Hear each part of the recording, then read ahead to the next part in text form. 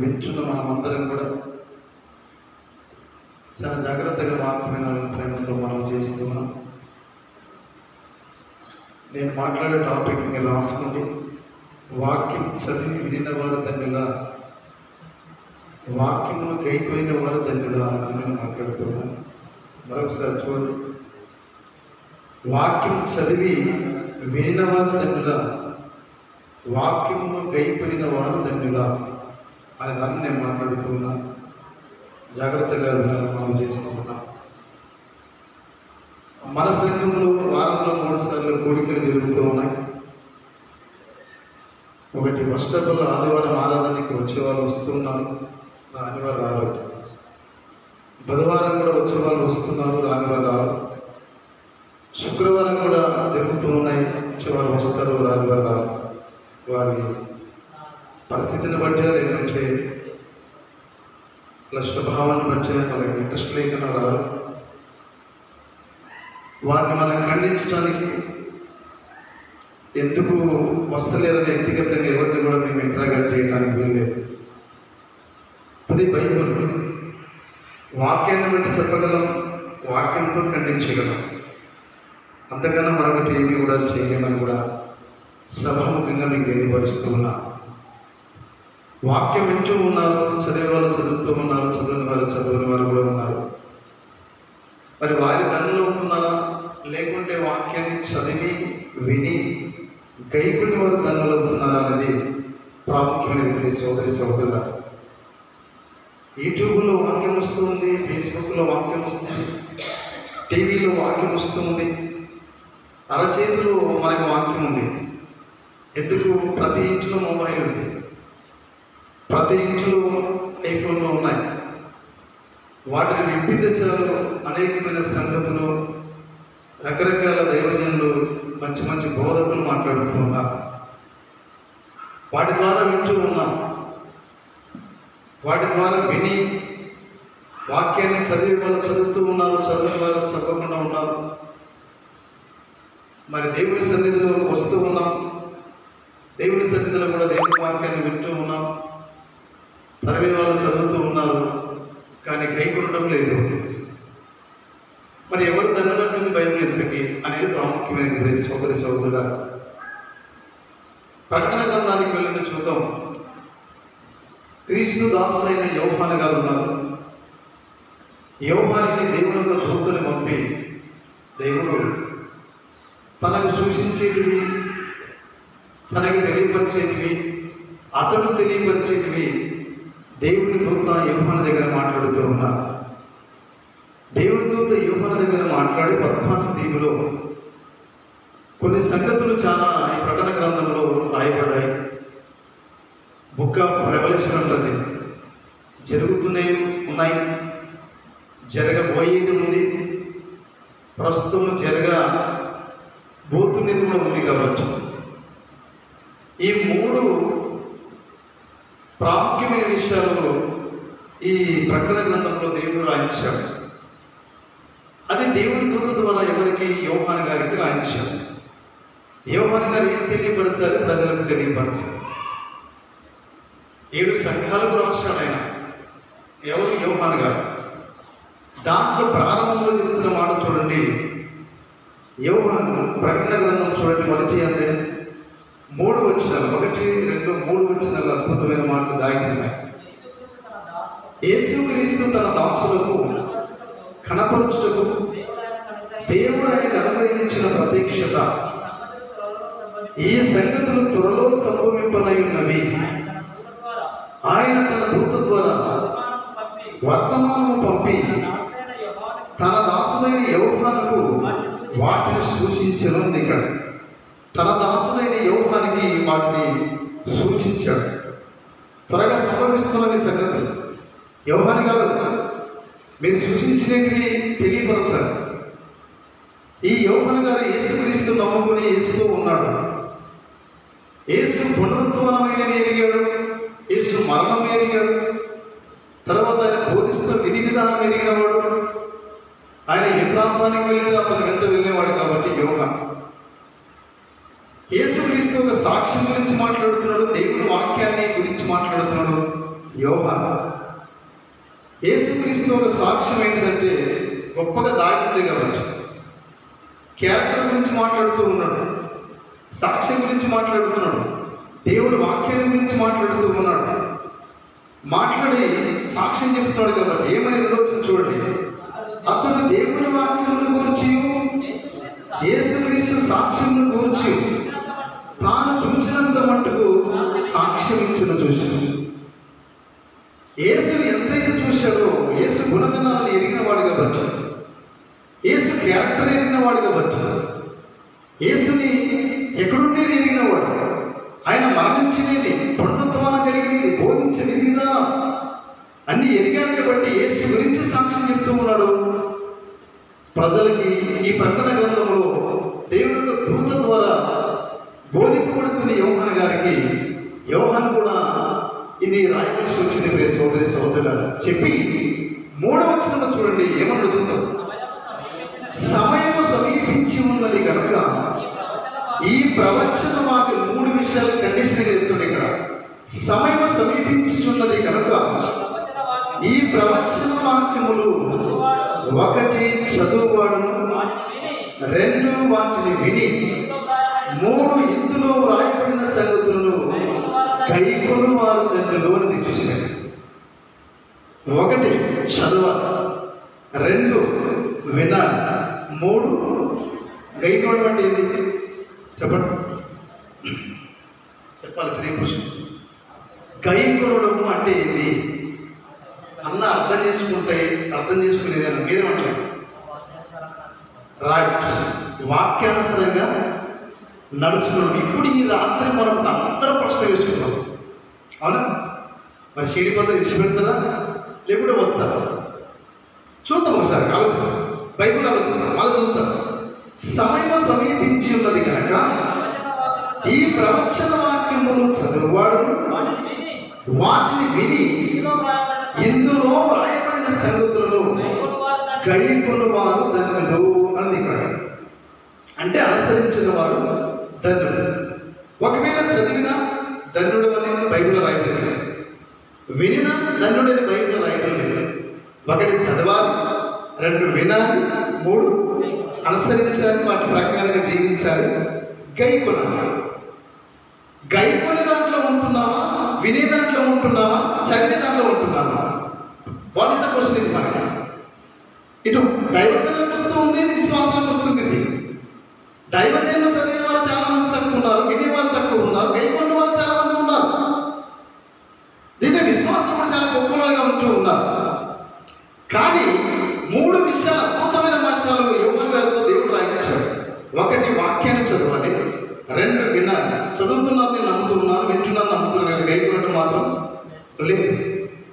చాలా మంది సంఘాలుగా విరచిల్లిపోతున్నాయి, వినటం లేదు, వింటున్నారు కానీ తర్వాత చదువుతున్నారు కానీ దాని ప్రకారంగా నడవట్లేదు, దాని ప్రకారంగా నడచట్లేదు, దాన్ని గైకొనట్లేదు అని వాక్యం బోధిస్తుంది. ఈ 3 కలిగిన వారు మాత్రమే వాళ్ళు ధన్యులు అని చెప్తుంది. కాబట్టి ఇప్పుడు ప్రియ సోదరి సోదరులారా, మన పితరులు ఇశ్రాయేలీయులు ఈ వాక్యాన్ని విన్నారు, చదివిన వారు చదివారు, అనుసరించారా లేదా అనేది ప్రాముఖ్యమైనది. ఫస్ట్ ఆఫ్ ఆల్గా మన పితరుల దగ్గరికి వెళ్దాం, వాళ్ళు అనుసరించారా లేదో చూద్దాం.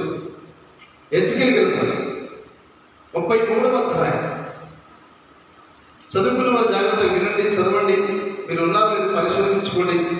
33వ అధ్యాయం హెచ్కేల్ గ్రంథం 33వ అధ్యాయం 31వ వచనం చదువుదాం. నా జనులు రాదగిన విధముగా వారు నీ ఎద్దుకు వచ్చేలా చూశారు. నా జనులు రాదగిన విధముగా వారు నీ ఎద్దుకు వచ్చి నా జనులైనట్టుగా నీ ఎదుట కూర్చుంటారంట. దేవుడు ఎంత మంచి మాట మాట్లాడుతూ చూస్తాడు. నా జనులు రాగలిగినట్టుగా నీ దగ్గరికి వస్తారు, నా జనులైనట్టుగా కూర్చుంటారు. ఇంత భయంతో నా జనులైనట్టుగా కూర్చుంటారు, దేవుని భయంతో కూర్చుంటారు అని మాట్లాడుతున్నాడు ఇక్కడ. అంటే నా భయంతోనా, నా జనులైనట్టుగా వాళ్ళు కూర్చుంటారు నీ దగ్గర. హెచ్చరిక చెప్తున్నాడు ఈ మాట. చెప్పుకుంటూ వచ్చే అద్భుతమైన మాట కింద రెండు విషయాలు మనకు విసురుతూ ఉన్నాడు. నా జనులు రాదగిన విధముగా వారు నీ యొద్దకు వచ్చి నా జనులైనట్టుగా నీ ఎదుట కూర్చుండి నీ మాటలు విందురు గాని వాటిని అనుసరించి ప్రవర్తింపరు. చూశాను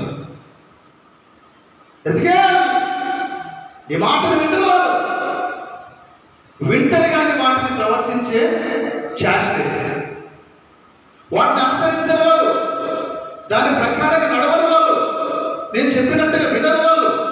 నా జనమైనట్టుగా రాగలగా వాళ్ళు వస్తారు కానీ నీ ముందు కూర్చుంటారు కానీ నా మాటలు వింటారు, నీ మాటలు వాళ్ళు.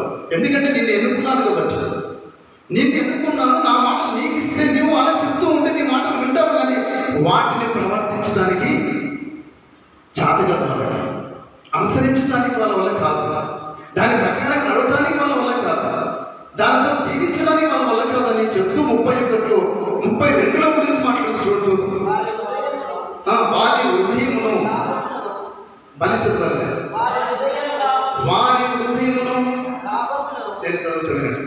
నా జనులు రాదగిన విధముగా వారు నీ ఎదుటకు వచ్చి నా చెల్లెట్టుగా నీ ఎదుట కూర్చుండి నీ మాటలు విందురు కానీ వాటిని అనుసరించి ప్రవర్తింపరు. వారి నోటితో ఎంతో ప్రేమ కనపరచుదురు కానీ వారి హృదయము 400 శిఖపతి పోయింది అన్నారు కదా. చెప్పండి, వాళ్ళ హృదయం ఎక్కడ పోయిందంట? శిఖపతి. ఇది లైవ్లో కూడా పోతాయి ఉన్నదిని గురించి. వాళ్ళ హృదయం లాభాల గురించే మాట్లాడుతున్నారు. వాళ్ళు దేవుని సన్నిధికి వస్తూ ఉంటున్నారు, వాక్యం వింటున్నారు కానీ చెప్పిన మాటలు అనుసరించట్లేదు. వాళ్ళ హృదయం ఎక్కడో తెలుసా?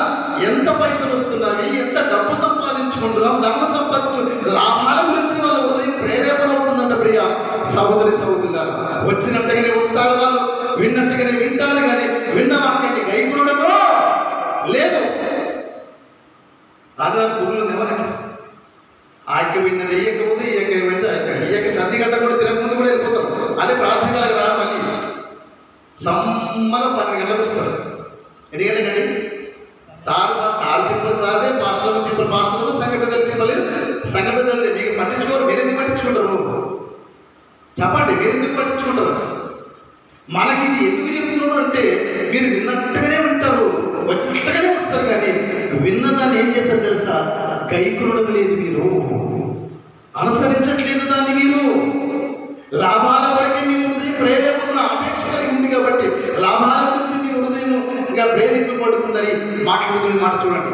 నోటితో ఎంతగా మాట్లాడతామన్న వారి నోటితో ఎంతో భక్తి కలిగిన ప్రేమ కనపడు. వందనాలు సార్, వందనాలు సిస్టర్ అంటారు. మళ్ళీ అన్ని దొంగ వందనాలే, వందనాలు అంటారు కానీ ఆదివారం మాత్రం రాదు. ప్రియ సోదరి సహోదరులారా, ఎందుకు చెప్తున్నా తెలిసే మాటలు ఇవి మనకి పాఠముగా నేర్పుతున్నాయి. అంటే ఆ కోణంలో మనం ఉన్నాం కాబట్టి, ఆ నేటి నుంచి ఈ నేటి వరకు కూడా జరుగుతుంది కాబట్టి సరైన క్రమ పద్ధతిగా ఆరాధన చేయట్లేదు, క్రమ పద్ధతిగా దేవుడు చెప్పినట్టు వినట్లేదు, మనం అనుసరించట్లేదు కాబట్టి అందుకే మాట్లాడుతున్నాడు. వారి నోటితో ఎంతో ప్రేమ కనపరుచుదురు కానీ వారి హృదయము లాభమును అపేక్షించుచున్నది. రెండో మాట, నీవు వారికి వైద్యముగా బాగుగా వాయించి మంచి స్వరము కలిగిన గాయకుడుగా ఉన్నావు. వారు నీ మాటలు విందురు కానీ వాటిని అనుసరించి నడుచుకుని చూస్తారు.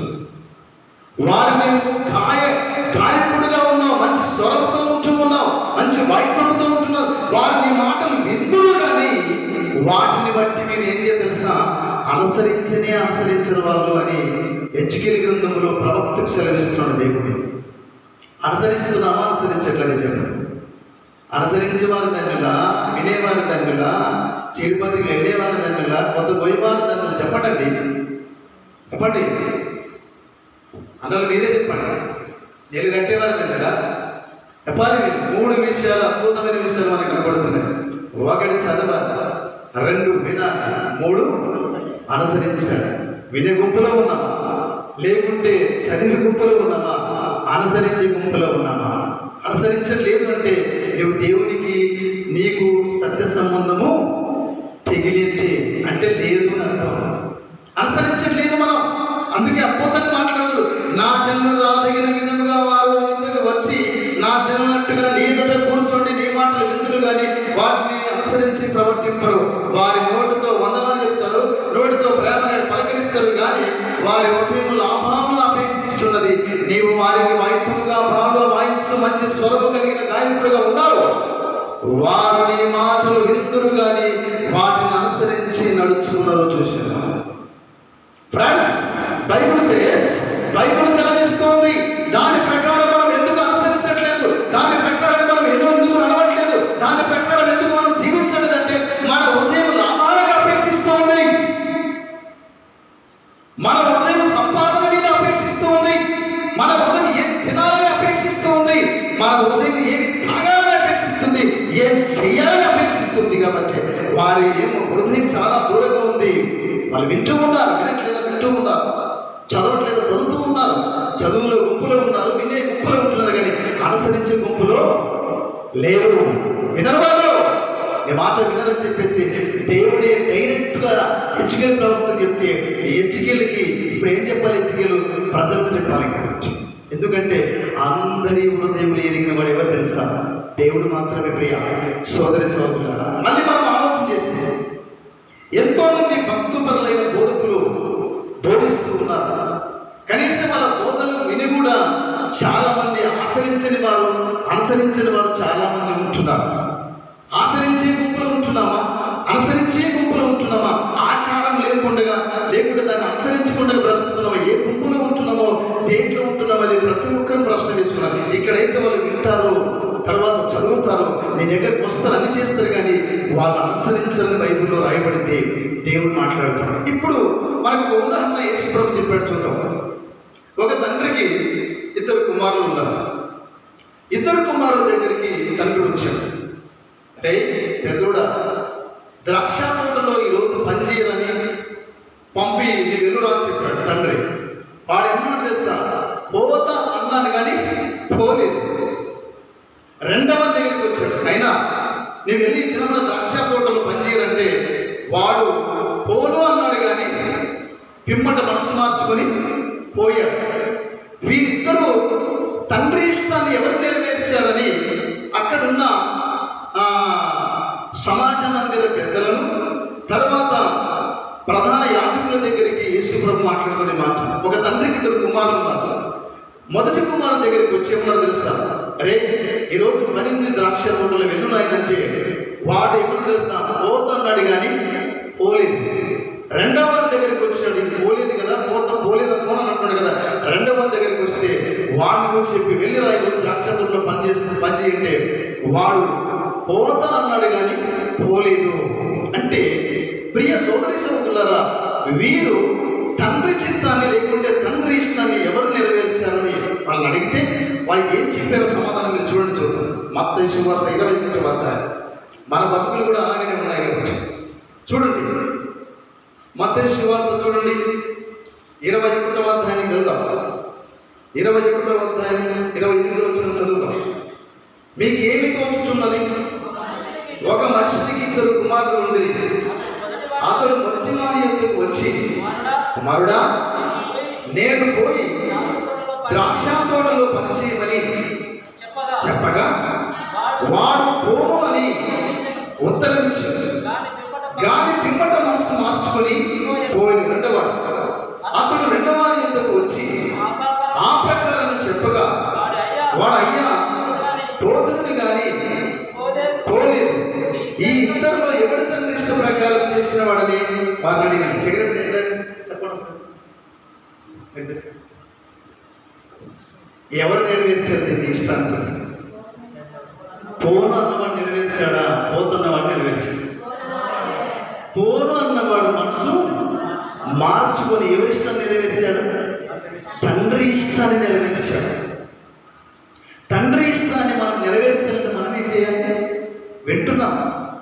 టీవీలో వాక్యం, యూట్యూబ్లో వాక్యం, ఫేస్బుక్లో వాక్యం, చాట్ మెసేజ్లు వింటున్నాం. తర్వాత ఇంకా రకరకాల వాక్యాలు వింటున్నాం. కానీ వినటం మంచిదే, చదవటం మంచిదే, కానీ అనుసరించడం బహు కష్టం. పూర్వం కరెక్ట్గా ఉండే పరిస్థితి అది. అవునా లేదా? అనుసరించేది చాలా బాధాకరమైన పరిస్థితి. మా వల్ల కాదయా, మేము చేయలేమనే వాళ్ళు చాలా మంది చేతిని తీసిన వాళ్ళు పురుషులు స్త్రీలు కూడా ఉంటున్నారు. ఎందుకంటే అనుసరించడం అంత ఈజీ కాదు. అనుసరించడం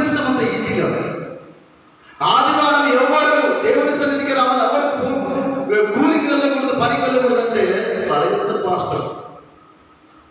అప్పుడు పాస్టర్ నిరాకరించిన వారిని ఎవరు నిరాకరిస్తారు? యేసుప్రభుని నిరాకరిస్తారు. యేసుప్రభుని ఎవరు పంపుతారు? దేవుడు పంపాడు. అంటే నా మాట మీరు నిరాకరించినప్పుడు యేసుప్రభుని నిరాకరించినట్టే. యేసుప్రభుని నిరాకరించినప్పుడు ఇంకెవరిని? తండ్రి అయిన దేవుడిని. ఇప్పుడు మీలో ఆ బీజం ఉందా? చెప్పండి. పాస్టర్ మాట లెక్క చేయలేదంటే దేవుని మాట కూడా లెక్క చేయట్లేదు. అంతే కదండి. ఇక్కడ ఏమన్నాడంటే ఇద్దరు కుమారులు చెప్తూ ఉన్నాడు. ఒకడు పోదన్న తర్వాత రెండవ దగ్గరికి వచ్చాడు. వాడయ్యా పోతన్నాడని పోలేదు. వీడు డేంజర్ చాలా. పోతన్నవాడు డేంజర్ అంటే వీడు పోలేదు. పోనన్నవాడు ఏం చేసి తెలుసా? పిమ్మట మనసు మార్చుకొని వెంటనే మా డాడీ చెప్పాడు కదా అని వెళ్ళి ద్రాక్ష తోటలో పని చేశాడు. మనం ఉన్నాం అనగా. అందుకే యేసుప్రభు ఎందుకు ఉపమానం చెప్పాడు తెలుసా? బాప్తీసం ఇచ్చి యోహాను నీతిమంతుడుగా ఈ లోకానికి వస్తే వేషలు సుంకరులు అతని మాట నమ్మి వాళ్ళు మారుమనసు పొందారు. ఓ శాస్త్రులారా, ఓ పరిశీలారా, ఓ ప్రజలారా, ఓ పెద్దలారా, మీరు అతన్ని నమ్మలేదు కాబట్టి వీళ్ళు దేవుడి రాజ్యానికి దగ్గరగా ఉన్నారు, మీరు రాజ్యానికి దగ్గర లేరని చెప్పేసి వాళ్ళ గురించి మాట్లాడుతూ మాట ప్రాముఖ్యంగా చెప్తానండి. నేను ఇంటికాడ ప్రార్థన చేసిన, ఇంటికాడ వాక్యం చదివిన తర్వాత మీరు ఎన్ని చేసిన లెక్కడికి రాదు. కానీ ఆదివారాన్ని ఆరాధించే దేవుణ్ణి ఆరాధించుకుంటే తట్టుకోలేని దేవుడు. అది మీరు మనం ఆచరించట్లేదు, దాన్ని పాటించట్లేదు మనం. అది నీ వ్యక్తిగత జీవితం ఇంటికాడ చేసేది. సంఘంలో ఆరాధన జరగాలి, సంఘానికి రావాలి. ఆ సంఘంలో మనం ఆరాధన సభ్యులుగా ఉండి దేవుని స్తుతిస్తూ దేవుని ఆరాధిస్తూ ఉంటే అప్పుడు ఆనందపడుతున్నాడు దేవుడు. దాన్ని వదిలేసి వెళ్ళిపోతున్నాం. దేవుడు తట్టుకోలేని మాట. అనుసరించట్లేదు మనం, దాన్ని గైకొనట్లేదు మనం, దాని ప్రకారంగా జీవించలేదని చెప్పేసి మనం చాలా ఉపమానం చెప్తాడు మాట. ఒక తండ్రికి ఇద్దరు కుమారులు ఉంటే మన దగ్గరికి వచ్చాడు. పోను అన్నాడు కానీ పోయి మనసు మార్చుకొని పిమ్మట పనిచేసేసాడు. రెండవ దగ్గరికి వచ్చాడు కానీ పోతా అన్నాడు కానీ పోలేదు. దాని కింద ఏమన్నా చూడండి ఒకసారి చూద్దాం. అందుకు వారు 31 వచ్చిన మొదటి వాడే యేసు సుంకరులు వేషలు మీకంటే ముందుగా దేవుని రాజ్యంలో ప్రవేశించుతారని మీతో నిత్యముగా చెప్పుచున్నాను. యోహాను నీతి మార్గమున మీ యొద్దకు వచ్చారు, మీరు అతను నమ్మలేదు. అయితే సుంకరులు వేషలు అతని నమ్మిని, మీరు అది చూచి అతనిని నమ్మునట్లు పశ్చాత్తాపడకపోతే చూశారు. వేషలు మారుతూ ఉన్నారు, సుంకరులు మారుతూ ఉన్నారు. రాహబాని వేషే మారలేదా? సమరసని మారలేదా? పొట్టి చెక్కయ్య మారలేదా? సుంకరుడు లేవి మారలేదా? ఇంత దుర్మార్గమైన పనులు చేసి వీళ్ళు దేవుని నమ్ముకొని మారి వీళ్ళు దేవుడిని ఆరాధిస్తుంటే మీకు ఏ ప్రయోజనం వచ్చింది? మీకు చెప్పండి. ఇలాంటి దుర్మార్గ పనులు మనం చేస్తున్నామా? ఒక సుంకరి వల్ల ఒకవేళ మనం పొరపాటు ఏమన్నా ఇతరులు దోషుకుంటున్నామా? వేలదిగా మనం అబద్ధాన్ని తీసుకుంటాం లేదే. ఒకవేళ సమరసని కలిగిన 5గురితో మనం తిరుగుతాం లేదే. ఒకవేళ రణహారం వేసి ఎంతో మందితో వేసగా తిరిగితే అది కూడా లేదే. వీళ్ళే మారారు, వీళ్ళే దేవుని అర్థంలో తన సహజ ముఖమును చూచుకును మనిషిని పోలి ఉన్నాడు. చూశాను. మనకి ముఖం మీద ఇక్కడ మరక ఉందో చెప్పలేదు. మీరు చెప్తారేమో, నేను చెప్పలేదు. నా మరక ఎక్కడుంది? ఇక్కడ అద్దం ముందు నిలువెల్లగా కనబడితే ముఖంలో ఏముండేది కూడా, ముఖానికి ఏదంటేది కూడా తెలుస్తుంది. కాబట్టి మీరు కూడా వాక్య ప్రకారంగా ప్రవర్తించిన వారైతే, వాక్య ప్రకారంగా దాన్ని అనుసరించిన వారైతే మీరు సమాజ ముఖములుగా మీ అద్దం ముందు నిలబడి సమాజ ముఖం చూసుకుంటారే ఆ ముఖము ఏముందో మీకు కనబడుతుంది. మట్టుకుందా, లేకుంటే ఏమైనా అంటిందా, లేకుంటే ఏదైనా ఉందా అని చెప్పేసి చెప్పుకోనగలం. కానీ అలాంటి వారి మీరు ఉంటున్నారు సమాజం. ఎవరి వీళ్ళు? అనుసరించే గుంప, అనుసరించని గుంప, అనుసరించే గుంపు అని మాట్లాడుతుంది వాక్యం. మీరు వినివారు మాత్రమే ఉండి మోసపోకండి. వినేదాంట్లో గుంపులో మీరు ఉంటున్నారు కానీ మోసపోకండి. మీరు వాక్య ప్రకారంగా ప్రవర్తించండి 22లో చెప్పి 23 అంటున్నారు చూడండి. ఎవడై